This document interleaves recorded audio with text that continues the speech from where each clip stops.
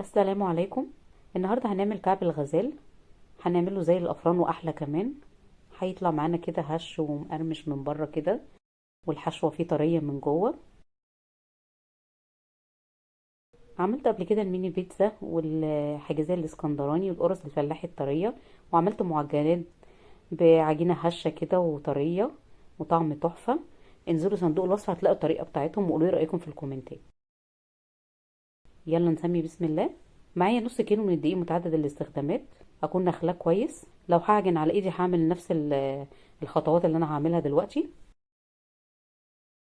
هضيف عليهم معلقتين كبار من السمسم المحمص، ربع معلقه من الملح، معلقه كبيره من السكر،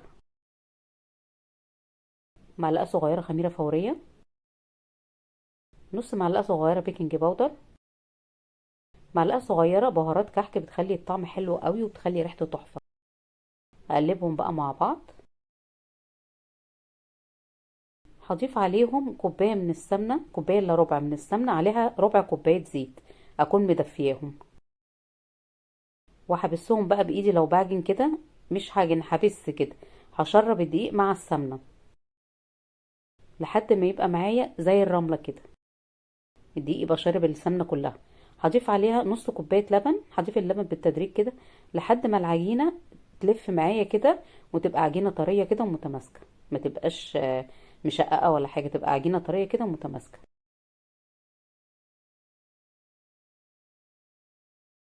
كده العجينه معايا طريه مش مشققه. خدت معايا كوبايه لبن. هجيب بوله ادهنها زيت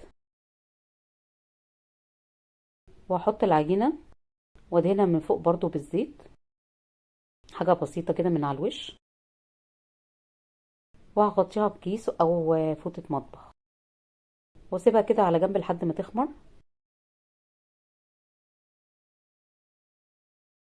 معايا ربع كيلو من العجوة المفرومة فرم ناعم، بجيبها كده جاهزة من مستلزمات حلواني او من عند السوبر ماركت، بتبقى مفرومة ناعم كده.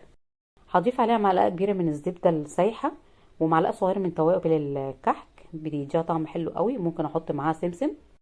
هفردها كده على كيس واقفل الكيس عليها كده وهفردها. ممكن افردها بين كيسين. انا فاتحه كيس وفردها عليه كده بالشكل ده، هتتفرد معايا بكل سهوله. عايزه افردها طبقه رقيقه قوي.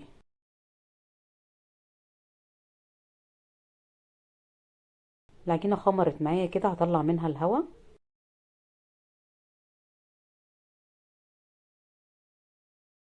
وهقسمها نصين. هعمل نص بحشوه العجوه وهعمل حشوه تانية.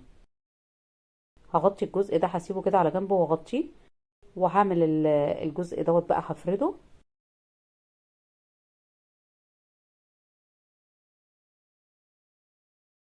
لازم نعمل مخبوزات في البيت حتى لو نص الكميه. اجرب كده اعمل لاولادي حاجات في البيت، حاجات بتبقى طعمها حلو قوي وعاملينها بايدنا وحاجات نضيفه في بيتنا.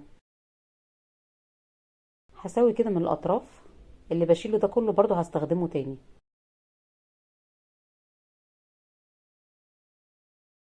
واحط العجوة على العجينة، احاول اظبطهم كده مع بعض. حتى لو في حتت فاضية مش مشكلة، ممكن اشيلهم في الاخر الحتت دي يعني، وانا بقطع اشيلهم. هلف بقى كده رول. اقفل بقى كويس قوي على العجوة كده والف كويس قوي، ابرم كويس قوي كده. واقفل القفلة دي كويس قوي كده. هتبقى معايا من جوه بالشكل ده. بصوا شكلها عامل ازاي.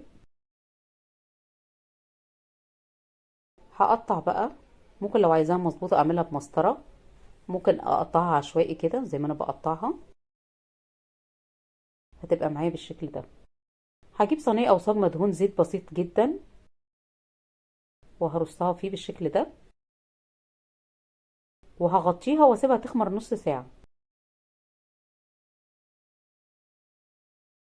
هفرد العجينة التانية. هعمل لها حشوة زي بتاعة السينابون، سكر بودرة، معلقتين سكر بودرة، معلقة كاكاو، ومعلقة قرفة كبيرة. هسويها كده من الاطراف.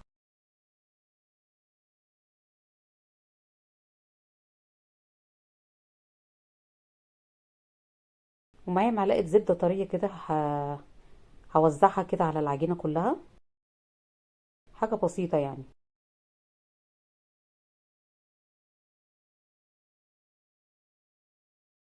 هرش بقى القرفه مع الكاكاو والسكر البودره. معايا سوداني مطحون ناعم، ارشه كده بيدي طعم حلو قوي للحشوه. ممكن لو مش متاح عندكم السوداني مش مشكله. هقفل بقى كويس قوي كده.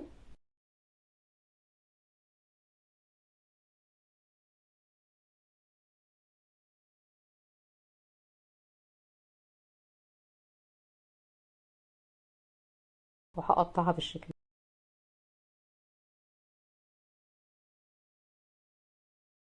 هتبقى معايا بالشكل ده.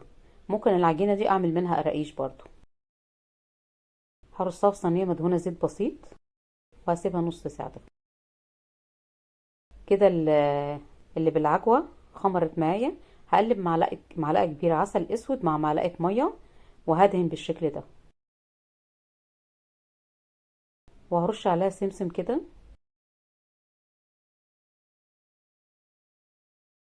قبل ما ادخل الصينيه الفرن اكون منضفاها كده وشايله الزيادات اللي فيها. الصينيه التانية برضو خمرت معايا اهي. هجيب معلقتين لبن على معلقه سكر، وهدهن بيهم كده الوش، وهرش عليها سمسم. وهدخلها على فرن متسخن على درجه حراره 170. هحطها في الرف اللي في النص. اول ما تاخد لون من تحت هشغل الشوايه. هتطلع معايا قمر بالشكل ده. انا عايزاكم تجربوها، ولو عجبكم الفيديو اعملوا لايك، وما تنسوش تشتركوا في القناه وفعلوا الجرس عشان يوصلكم كل جديد. جامده قوي. باي باي.